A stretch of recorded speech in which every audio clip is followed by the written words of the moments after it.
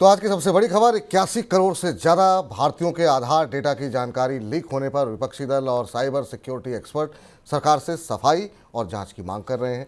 ये data Indian council of medical research यानी कि ICMR के सर्वर से चोरी हुआ है।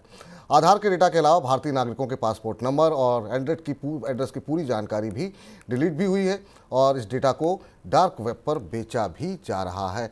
सर, आधार के डेटा की सबसे ज़्यादा चोरी कहाँ हुई है? अब ये आंकड़ा निकलकर सामने आ रहा है। हमने कल विस्तार से आपको बताया था 81 करोड़ लोगों का डेटा, यानी भारत की अधिकांश आबादी का आधार का डेटा एक्सपोज हुआ है लीक हुआ है डार्क वेब पे।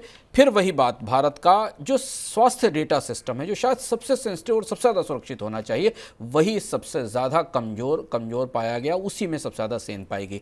ज़्यादातर डेटा कोविड से जुड़े हुए सूचनाओं का था। इसमें कोविड के सर्टिफिकेट से जुड़ा हुआ, कोविड के वैक्सीनेशन से जुड़ा हुआ, ICMR के और कोविड डेटा सिस्टम से इस डेटा की चोरी की गई। वेरीफाई आधार वाला जो फीचर था, इस फीचर पे सबसे ज़्यादा हैक किया गया है, क्योंकि जहां वेरीफाई आधार के तौर पर आप वेरिफिकेशन करते हैं, वहां अपने ज़रूरी डेटा को डालते हैं। और ये सूचना